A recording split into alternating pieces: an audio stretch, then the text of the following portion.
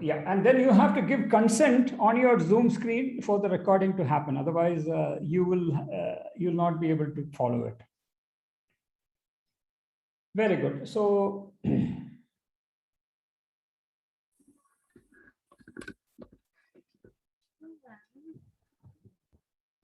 so what is linear algebra? Linear algebra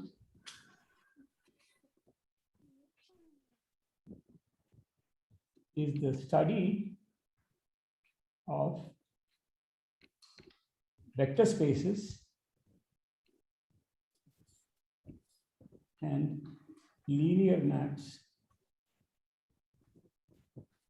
between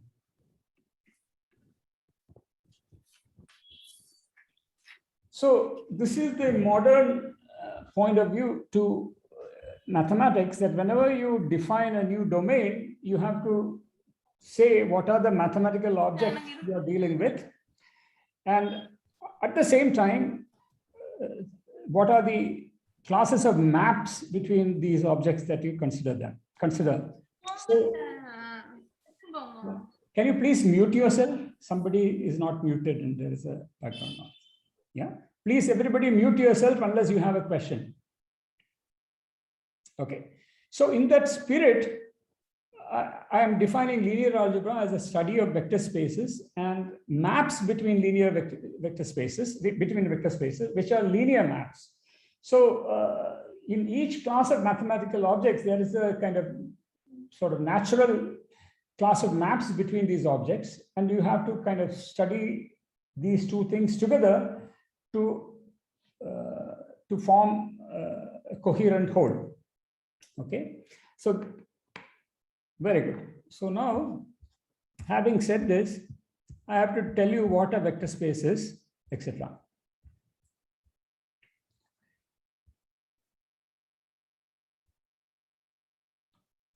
Okay, so to define a vector space, you have to have a choice in mind, namely a field. A field, you are familiar with fields. The set of rational numbers is a field. Real numbers are a field. Imagine complex numbers are a field. So what this means is a field is a set of where you can add elements of the set. There is a zero element. Addition has the usual good properties. But there is also multiplication, and every non-zero element has a multiplicative inverse. Okay, so you know what fields are. I'm not going to define them. So before I talk about vector spaces, I have to choose a field. And for most of our course, except perhaps when we come to eigenvalues, it's really not important what field one is working with. So just to be concrete and just to help people who are not used to that much abstraction, let us make a choice. And the choice we make is that we talk about the real field, the field of real numbers. So for the next maybe 10 lectures or so, I will be only talking about real vector spaces. But remember that everything I say will hold if you replace the set of real numbers by the rational numbers or the complex numbers or a finite field or any other more exotic field that you're familiar with. Okay, so here's a definition of a real vector space.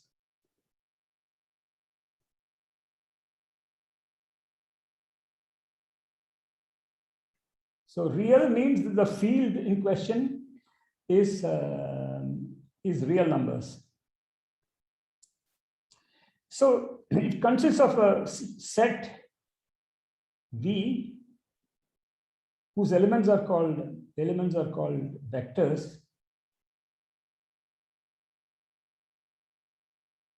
By the way, you really need not take notes because, as I said, whatever you see on the screen and together with my voice will be posted as a YouTube video. And also I will post the notes, much more carefully written notes on the Moodle page.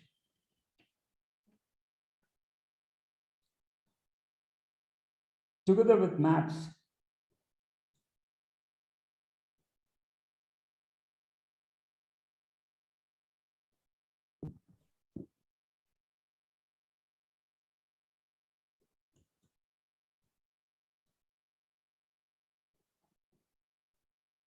Addition.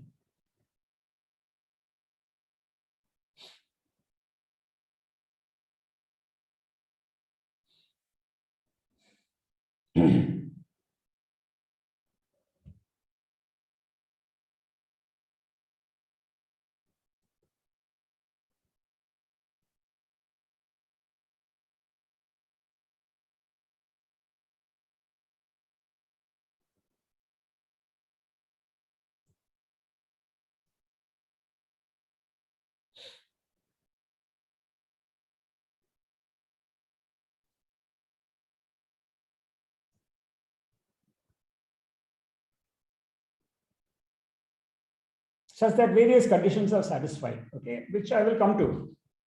So this is the other thing about modern math, that you deal with sets together with structures. Okay, so you're supposed to be familiar with what we mean more or less by a set in mathematics. There are logical issues here, but we ignore them. Okay. So when I say so earlier I said that mathematics, a field is defined by the mathematical objects you deal with and the maps between them. And now I'm saying, when you say what is a mathematical object? So typically a mathematical object is a set together with some additional structure on the set. So to define a real vector space, you need to choose a set, which is a set of vectors. So you have to somehow describe the set, and then you have to endow this set, meaning give this set some additional structure, one of which is called addition of vectors. So first of all, we agree that when you are talking about a vector space, the set in question will be called, the elements of the set in question will be called vectors. And then we have to give a rule which takes two elements of the set and gives you a third element of the set, which is called the addition of vectors. And then you have to give another rule which takes an element of the set, a vector, and a real number, and gives you another vector. And then you cannot give this in totally arbitrary ways. These two pieces of the structure have to fit together in a slightly intricate way. And that is what, so why is this interesting? It is interesting not because these rules, this is not a game thought of by some slightly clever guy. It is because often naturally vector spaces arise in mathematics. And then, so this is how you actually define new classes of mathematical objects. They first arise naturally when you are doing something else, and then they arise in various contexts. And then smart people realize that there are common features occurring across very different contexts. And then somebody says, aha, so you can take just the common features and define a new class of object.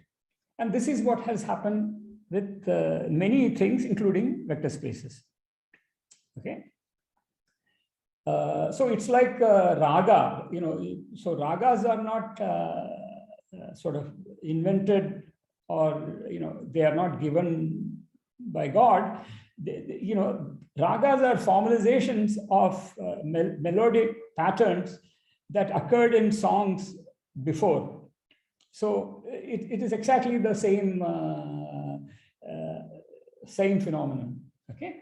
So now, so I have not finished the definition. So I began a definition here, and I left you hanging at this such that business.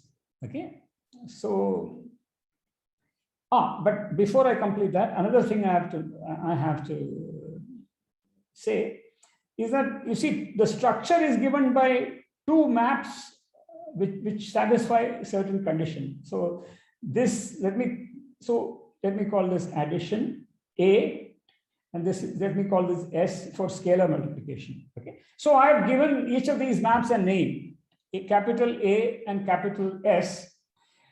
And then, so this is A acting on BW, and this is scalar multiplication acting on the scalar and the vector V. Now, the point is that, okay, I gave these names A and S, but I will never use them. We are not going to keep writing A, S, etc. Because if you do, I will show you what I mean. Various notations become really horrible. Okay, so often there is no need to give a name for every map that you encounter. It is often just to say enough to say there is a map and give the sort of suit. So instead of A, concentrate on the notation plus. So and here concentrate on the thick dot. Okay, instead of S. So it is so the arrow, you use this arrow when you are describing a function, and you use this arrow with a little bar here to describe what that function does to an element of the set on the left. The set on the left is a product of two sets. So which is why an element of the set here is actually a couple of elements, a couple of vectors. Okay.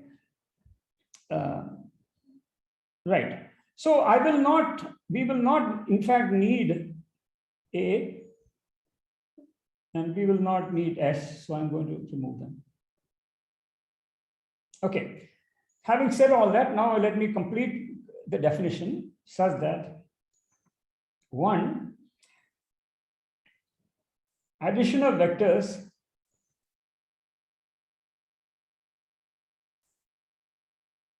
is associative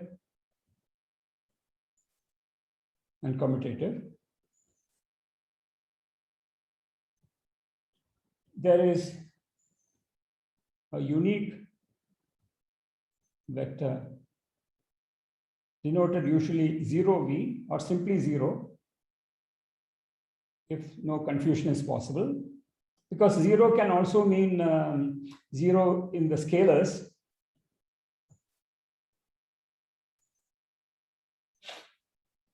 Such that v plus 0v is 0v plus v equal to v for every v. And every vector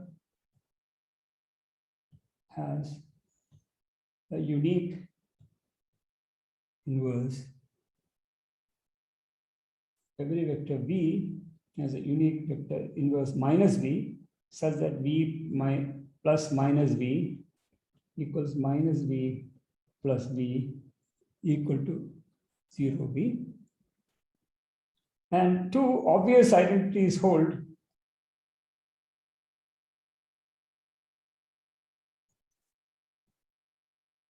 Between scalar multiplication and vector addition.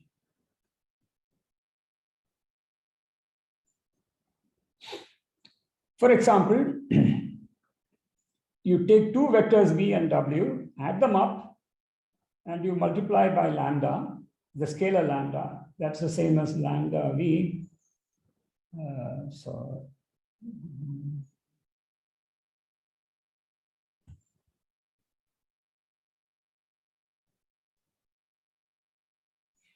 Then lambda dot mu dot v is lambda mu dot v.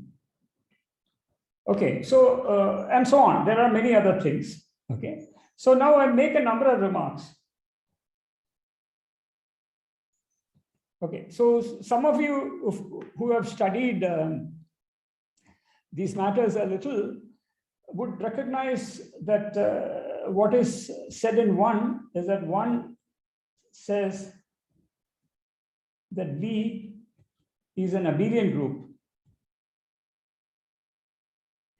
with addition as the group operation. Okay, to note that here on the left hand side, so let me look at this. Let me put this up here again. Note that there are 2 dots on the left and only 1 dot on the right.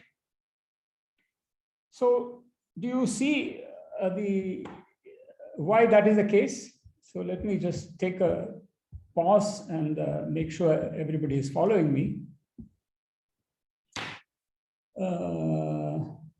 So now Rishikesh, there are some. No, so that's okay. So if you don't know what a group is, it's okay. If you know what a group is, then you recognize that this is an abelian group. Okay. If you don't know what a group is, then you can just file it away. And when you encounter groups, or you can, after all, you're somewhat curious and everybody has access to the internet, you can find out what an abelian group is and recognize that you've encountered a group. So this is a general lesson. Don't expect that my lectures are complete in themselves. You are supposed to supplement things by there will be, not everything will be justified, not everything will be would have been defined before. Okay, so I have to assume that and my general philosophy is that I say enough so that you have a clear idea of what is I'm saying and what you have perhaps to go and find out for yourself. So in fact, when I said, maybe you missed what I said when I wrote this, I said, if you know what an abelian group is, you can recognize that we are defining an abelian group. So I sometimes speak too fast. So please tell me if I speak too fast. It's really important because not all of you have good internet connections. And sometimes and I say things which are perhaps not strictly necessary. So if that confuses you, you should tell me, because very good. And so now let us come back to this. So why 2 dots? There is 1 dot here. No, there is 1 dot here, 1 dot here. On the right, there is only 1 dot. So there is scalar, in the lambda and mu belongs to the scalar field. So that which is in the first bracket in the right hand side is basically the scalar multiplication. So yeah. So who is this? It's not necessary. Who is this? Bijayan Rai. Can you? Okay, very good. Yeah, so that's the point. So you see, on the left hand side, I'm taking a vector v. Let us see whenever you see this is really, I cannot emphasize how important it is. Once you get used to it, this is like this is as natural as breathing. But in the beginning, when you are talking about it, whenever you encounter new kind of mathematics, and by the way, this applies to me. When I'm learning mathematics that I'm not familiar with, when I see an equation, I must first learn to sort of take it apart and put it together. I must understand the equation. Equations are not immediately, understandable. Equations pack a lot of information, so you need to take them apart and put them together. So here V is a vector, and lambda and mu are scalars, so real numbers. So by the way, I use the word scalar to refer to an element of the field that you are considering. Okay. Since we agreed that we are going to talk about real numbers as field, these will always be real numbers, but I sometimes say scalar because of habit. So here I have taken a vector v, this one, multiplied by a scalar mu. So I get another vector, and then I have multiplied it by another scalar lambda. So this is a vector. On the right, I have a vector, and I have a product of two real numbers, product of two scalars. So that's another scalar. So my implicit assumption is that I don't need to introduce a new notation for multiplication of real numbers, which is why I've just written that as lambda mu. Okay. Yeah. So now another thing is that, so by the way, in the notes I say these things somewhat more carefully. I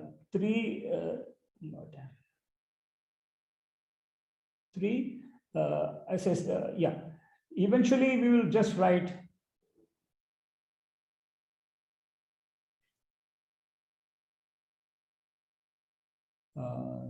v plus minus w as v minus w. Okay, so after you get used to the idea that v minus w is the vector sum of v and minus w, I can just write v minus w to mean v plus minus w. Sir? Yeah.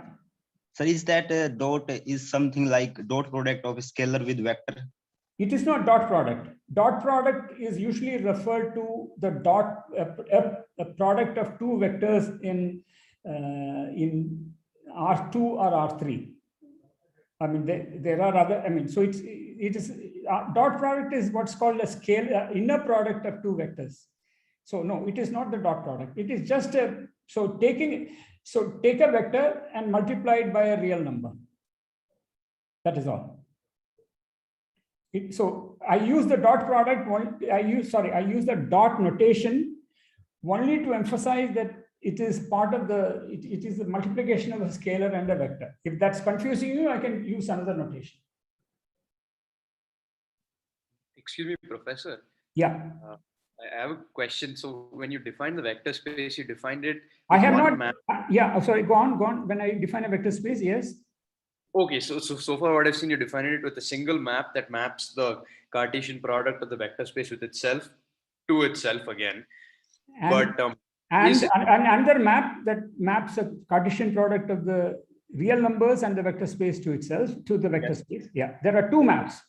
But like, of course, like the vector spaces we're familiar with, you can map, you can map there's another map which maps the Cartesian product of the vector spaces. There is a scalar inner product. Yes, yes. There are other maps which are additional structures on the vector spaces you are familiar with. Right. So those would just be like really special cases. No, they are not special cases. They are additional structures. The dot product of vectors and the cross product of vectors, they are structures, additional structures of very different kind. Okay. For example, the cross product only exists in 3 dimensions. Whereas the dot product of vectors actually exists, can be defined in arbitrary, in 2 dimensions, 3 dimensions, etc. So we will come to it. So just be a bit patient. So yeah. So can I go on? I can go slowly. I mean, the point is, just another question. Excuse me, sir. Question. Okay, go on. Who is So this? my question is, sir, over here in the second definition, where you are taking the Cartesian product of the real value, the real number set, the scalar field, and the vector, and basically the vector space V. Over there, basically, that is like dimensionality. Like we have I cap. No, dimension. I don't want to bring dimension. Wait. Dimensions we haven't even defined. Dimension will take. It will take quite a while. Yeah. I don't know the right word. That is why I'm using the word dimension. So my question is, sir, like in the definition where you say that lambda times u plus v plus w is basically lambda times u plus lambda times w, is it possible that if u and w themselves are basically like the real field itself, some form of a real field which obey a special property? Wait. So means, yeah. So you see, can you be a little patient, because I will give examples. Okay, when you see examples, the real field will be an example of a vector space. Okay. Okay.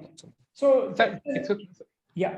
Do we have any bound on the characteristic, like it would be of the field, like it would be 0 or it might be finite, like the field on which It we are can be an trying- arbitrary field. You can, Okay, so you can, characteristic can be anything. yeah, I mean, yeah. But you know, 0 is not the characteristic. Characteristic 0, okay. I mean, 0 is characteristic. So in fact, the real numbers are characteristic 0. Characteristic 0, like when the ones are not add up to 0. Yeah, yeah. But for the moment, just think real numbers. Okay. If you understand, see, once you understand these ideas in the context of real numbers, then see, don't try to put together everything you know. See, you have voices in your head. There are things that you heard. Just try to understand what I am saying now. Okay. Now let us do a small exercise that you can actually do something already with this these axioms.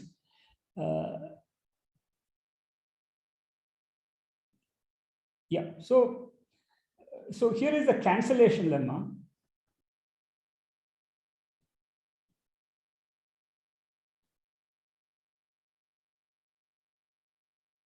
Suppose there exists a 0 vector OV not assumed unique. So above I assume that there exists a unique 0 vector, but supposing there is a not, we don't assume that 0v is unique, and every vector U has an inverse minus U, again not assumed unique,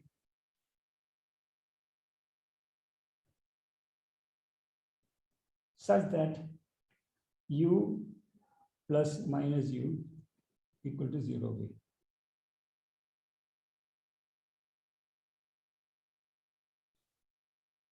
Then the following cancellation lemma holds. Then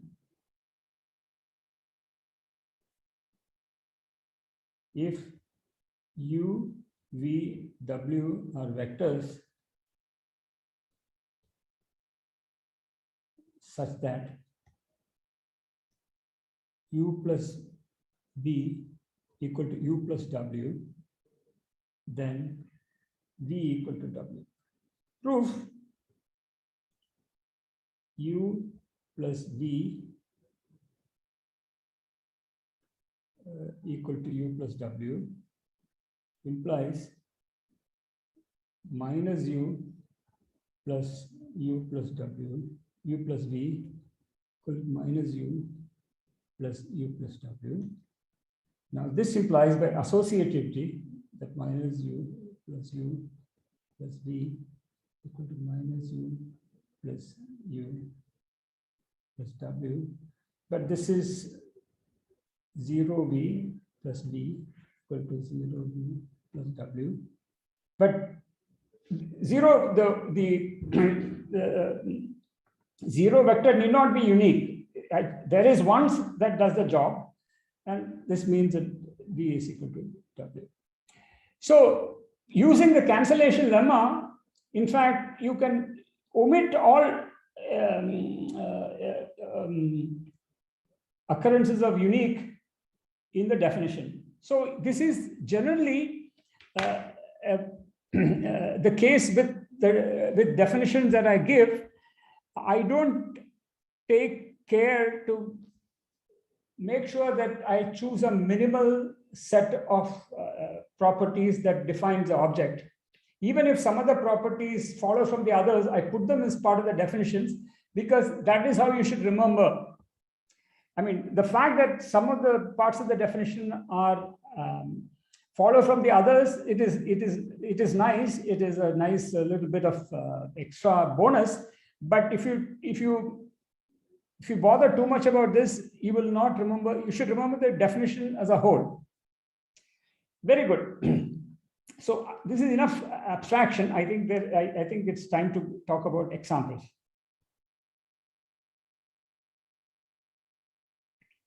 So examples of real vector spaces.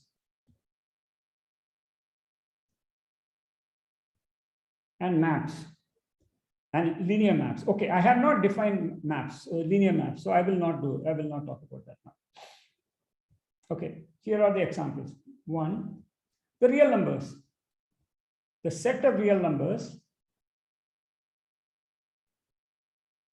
R is a vector space, is a real vector space. Well, because you can, well, addition is addition of real numbers.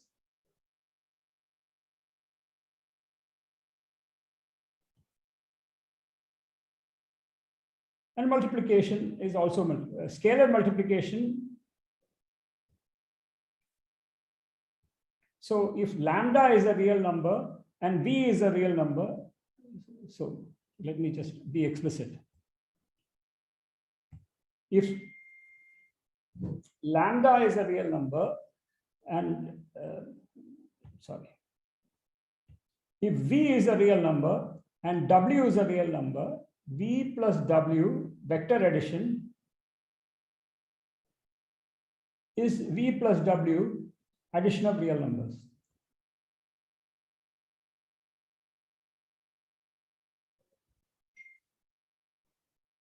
If lambda is a real number, now this real number plays a role of a scalar and v is a real number. The scalar multiplication of lambda and v is by definition the usual multiplication of lambda and v, multiplication of real numbers.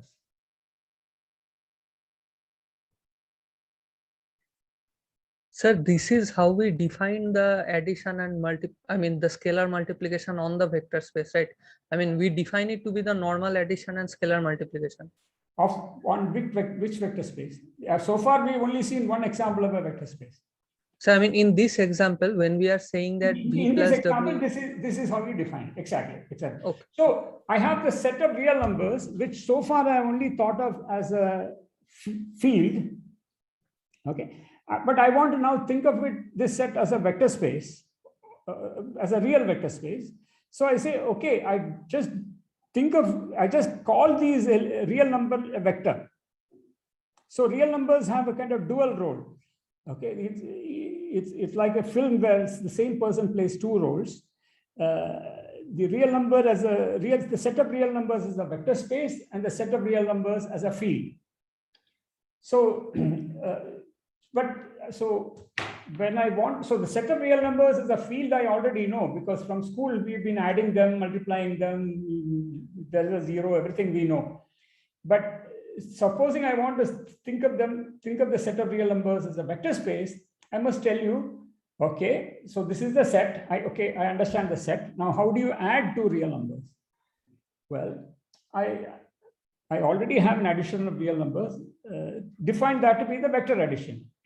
How do you multiply a real number with another real number where the first real number is a scalar, is thought of as a scalar, and the second real number is thought of as a vector? Well, I know how to multiply these two as real numbers. Just define that to be the scalar multiplication, and then check all the properties hold. Addition is associative, scalar multiplication is distributive, etc., etc. So when we're looking at real numbers as a vector space in the vector space, can we put arrows on top of them to make it more explicit? That's a good idea. Okay. So you can do that. I mean, but then it won't conflict with anything. If it helps you, you can do that. Yeah.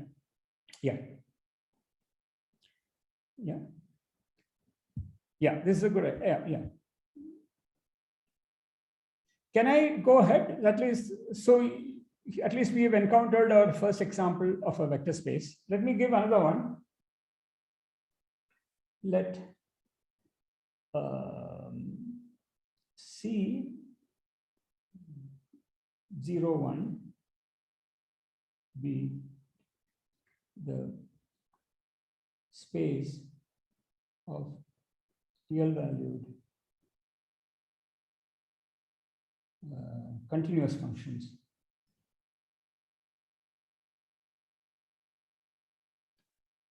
on the closed level 0, 1. Then, so if I take two functions, you have to define what is the addition. This is a function whose value at x is f of x plus g of x. So this defines addition of two functions.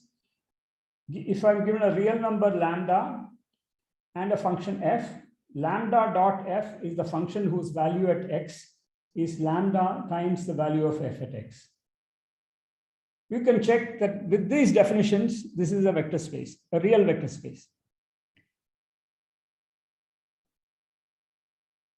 Third, let Rn, so n is a number. Sir, in the previous example, the functions are from 0, 1 to 0, 1. No, the space of real valued functions. Okay, okay. They're continuous real valued functions.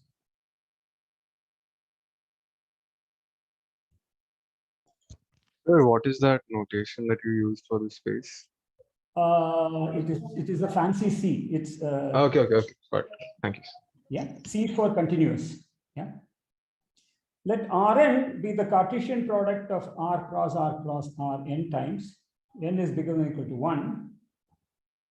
So an element of Rn, let me call it X, is an n tuple of real numbers. And let us just, instead of usually write n tuples like this, but I prefer to,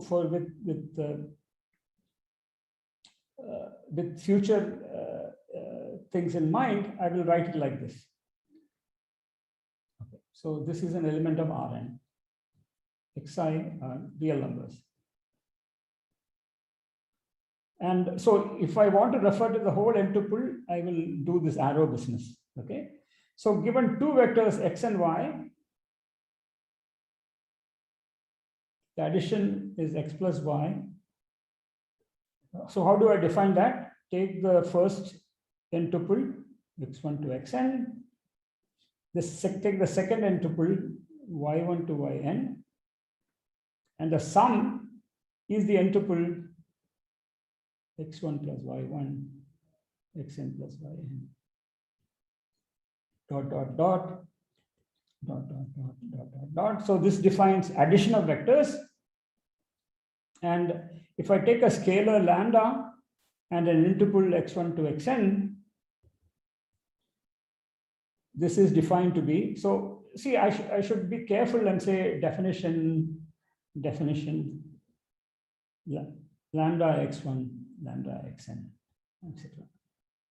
So clearly this satisfies all the conditions of a vector space. So let me very quickly ask you, what is a zero vector here? What is 0 of Rn? So the complete zero tuple, I mean series of zero. Every element is 0. Every entry is 0. And why is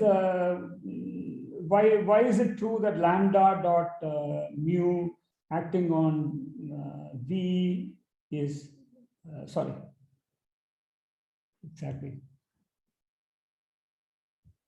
lambda dot mu V is lambda mu V? That's because lambda dot mu dot x1, let me do it carefully. Let V be the n tuple V1 to Vn. Mu dot V is the n tuple mu V1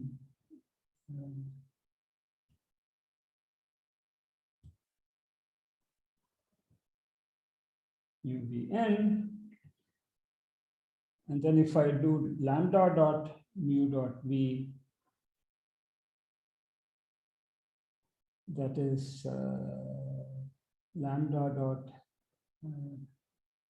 mu v1 mu vn, which is lambda mu v1 lambda mu vn.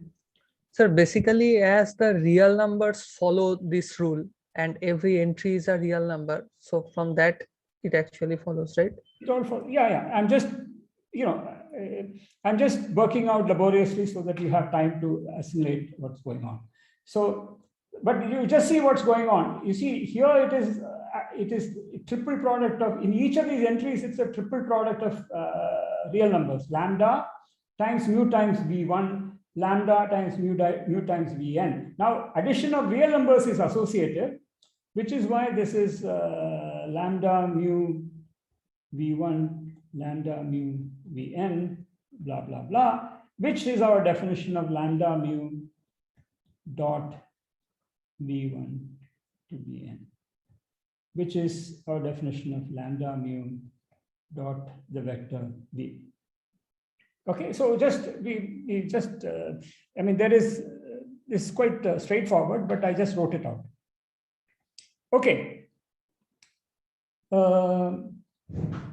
Very good. So where are we? So we have defined the vector space and we have given some examples. In all cases, we have took the real numbers as the field. That's good enough for us. Everything. Yeah, Aditi has raised a hand. Let me just see. What is the issue? Yes, sir. So I had a doubt. Yeah. By the way, if you raise your hand, I may not see it. So you can just break it. You can just unmute yourself and ask. Okay, go ahead. Okay, sir. So in the previous thing, where you said lambda times f of x is equal to lambda times f of x. Yeah. What is the difference between those two? How do you very scale good. a function? Yeah, give me 1 second. Give me 1 second. Yeah. Yes, sir.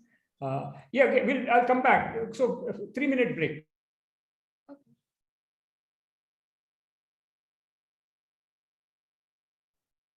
Okay.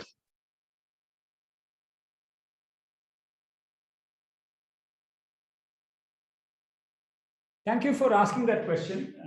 Yeah, this is exactly what I want you to do, because I go fast. I think it's all very clear, and then I don't carry you with me, and that's really disastrous. This is really simple, but yeah, this is the kind of thing that can cause confusion.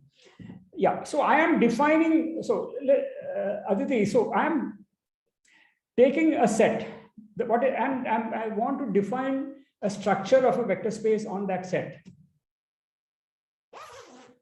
Yeah, there's another question here. So what is the set? It is the set of continuous functions on the closed interval 0, 1. So there was a question. So are you not familiar with the notation 0, 1? Yes, sir. I mean, the 0, 1 is the domain of the functions, right? Well, look at what I have written. I've said 0, 1, let 0, 1 be the space of real valued continuous functions on the closed interval 0, 1. That means it is a set of continuous real valued functions from 0, 1 to the real numbers. Okay, sir. Okay, sir.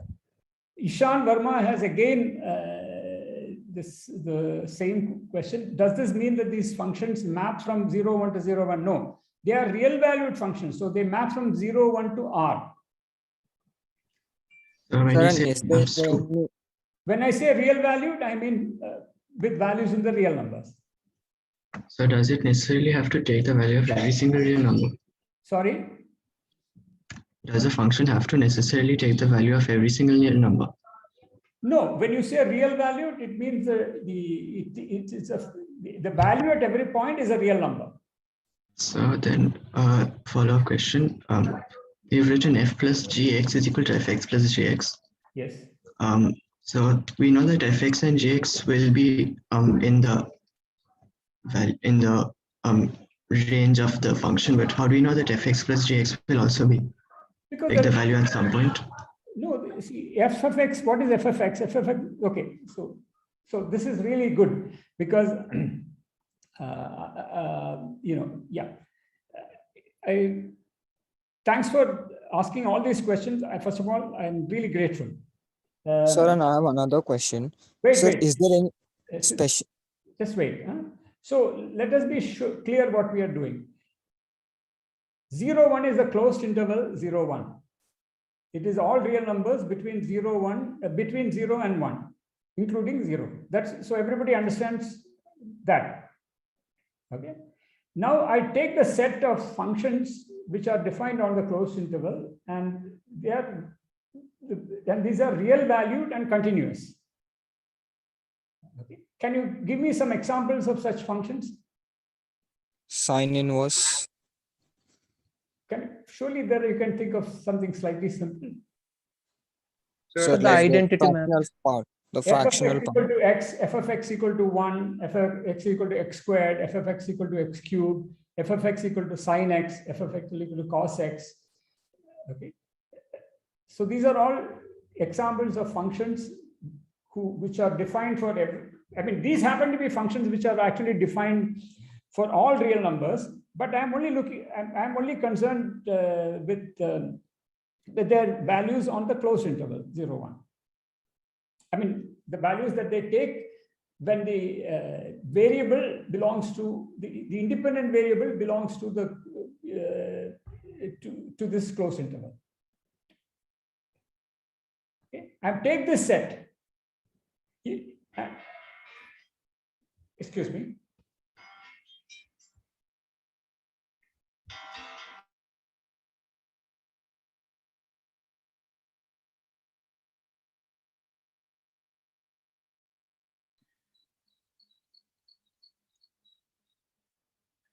If the function itself is like bounded, or if it belongs to a closed interval, I think like you can't define a vector space of all the functions which map to like some interval a comma b.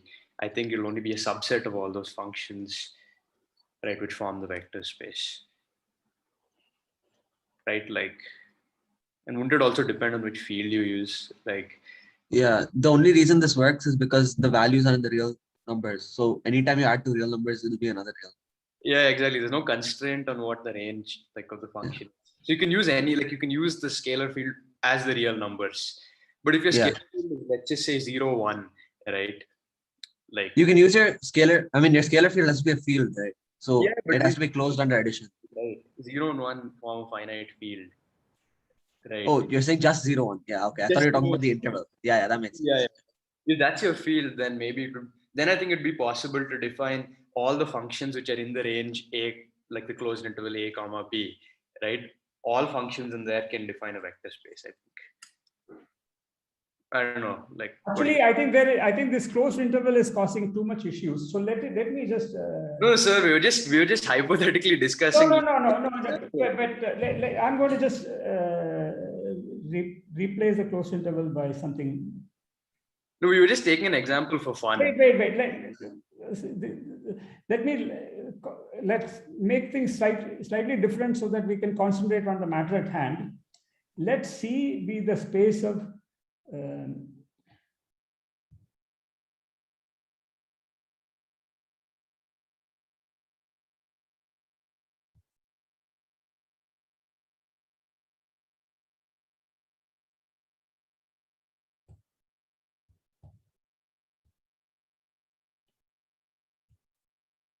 let's see the space of polynomial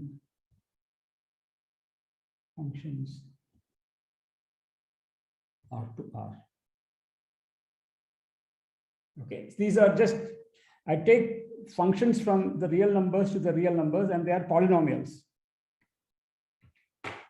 Anik Gayan, so let me deal with the, okay, so there are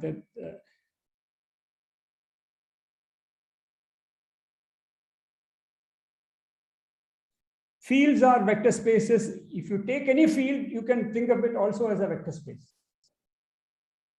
Yeah. Now, let us come back to this. Wait, let's come back to this example with 0, 1 has disappeared. I don't want to talk about 0, 1 today. I take polynomial functions on the defined from the real numbers to the real numbers.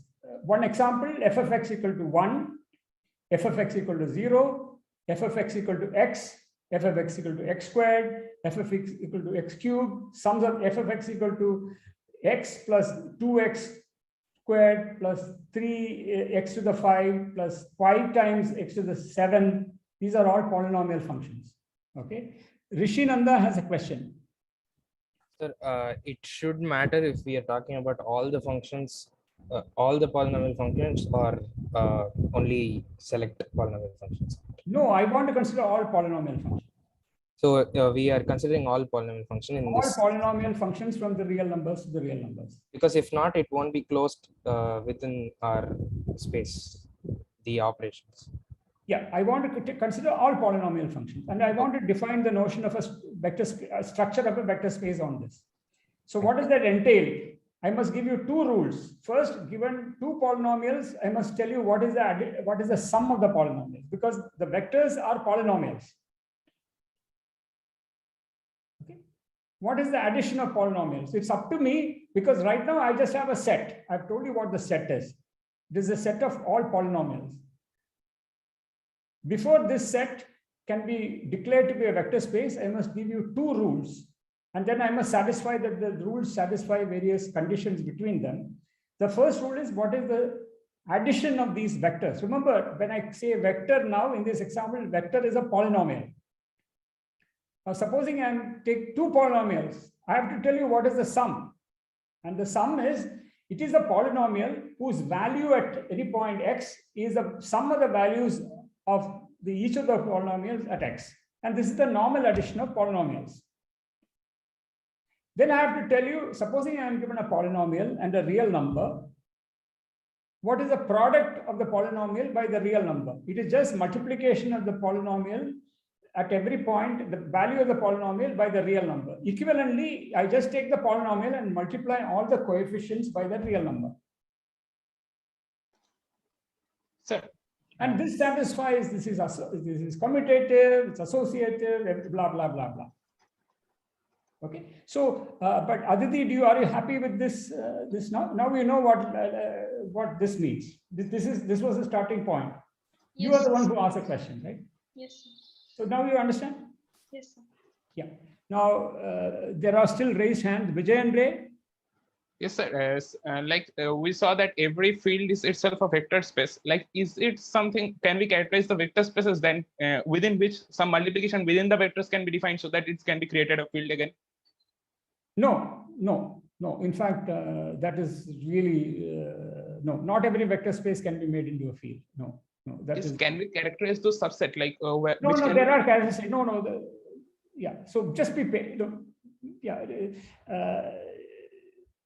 So don't see. Let's stick to. It is.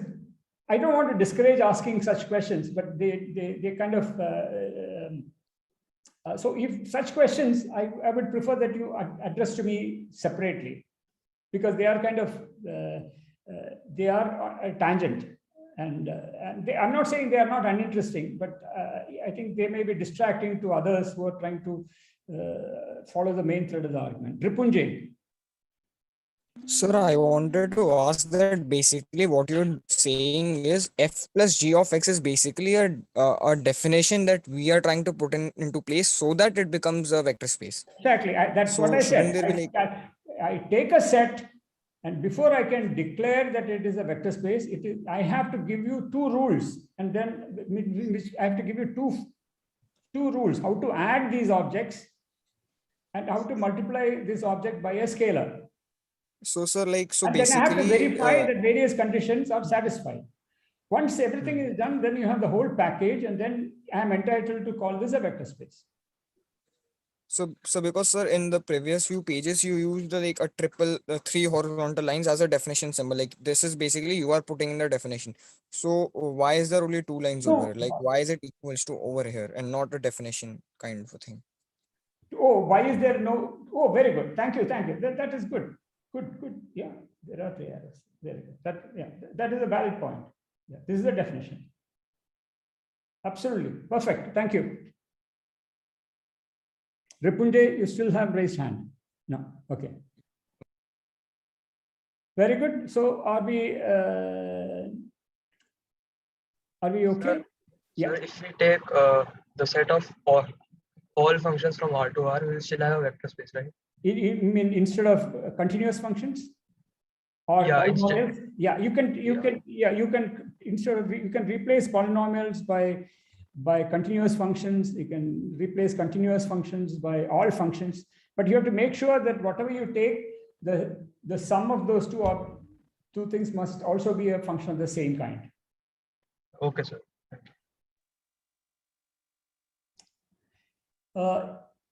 Yeah. So yeah. So now.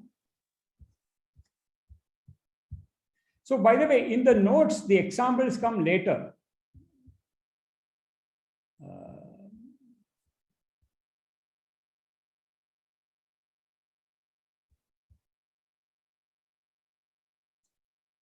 Very good. So now, now that we have defined a vector space and also given some examples, the next important job is to define the notion of a linear map. I told you, when I defined any class of mathematical objects, my immediate duty is to tell you what is the appropriate class of maps between these objects that I will deal with. So let V tilde be two vector spaces. It is important that they are vector spaces with the same underlying field. Okay, so in our case, as I said, we are dealing with real fields. So these are two real vector spaces. A linear map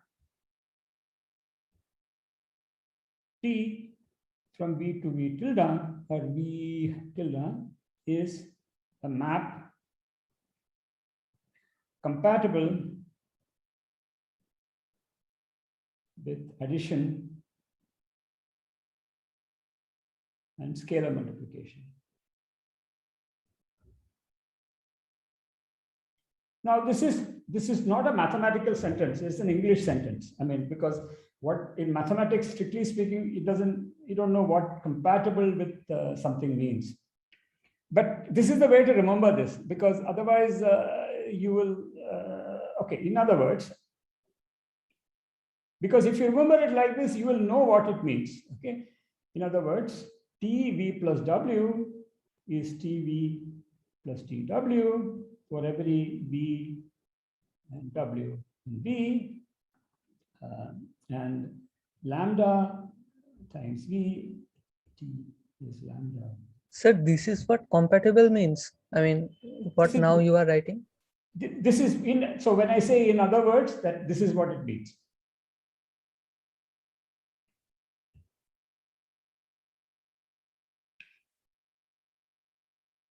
Okay.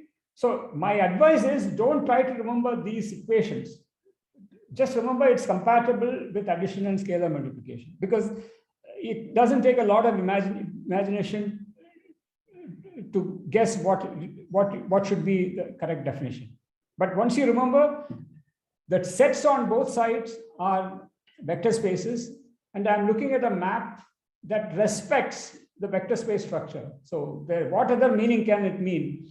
The vector space structure means on the left I have addition, on the right I have addition, on the left I have scalar multiplication, on the right I have scalar multiplication.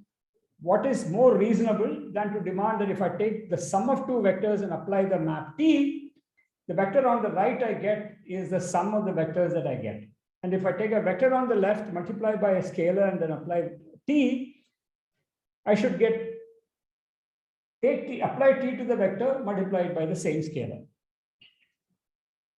It follows, so from this definition, it follows, meaning it's an exercise, that if you assume that T satisfies this, T of the zero vector on the left is the zero vector on the right, and T of minus V is minus T of V.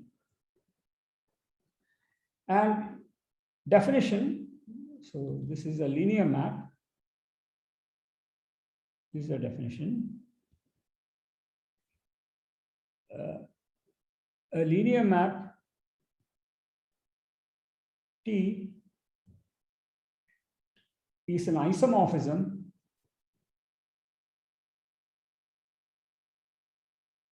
if T is a bijection and T inverse is also linear. Now, in fact, you don't need to assume this, it will follow.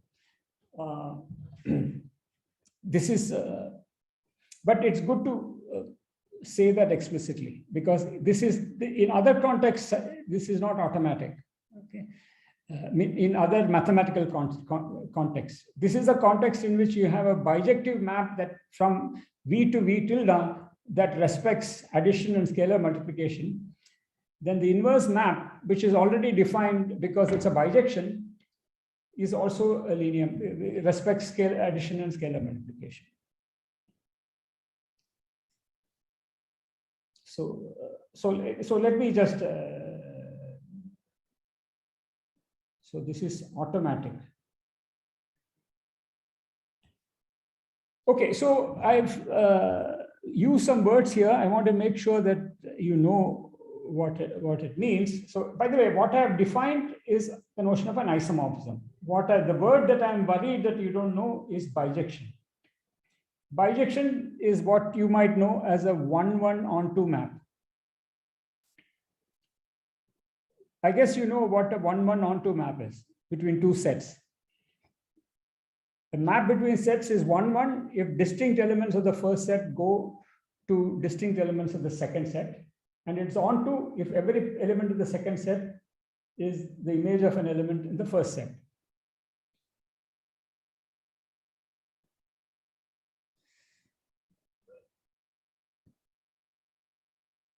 Okay, I think it's coming towards 10:20, and I think the weight of abstractions and these things may be kind of weighing you down.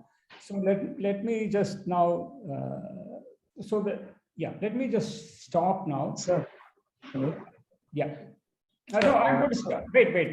So before, I'm going to stop the recording and then we will continue with questions. Okay. I'm going to stop the recording.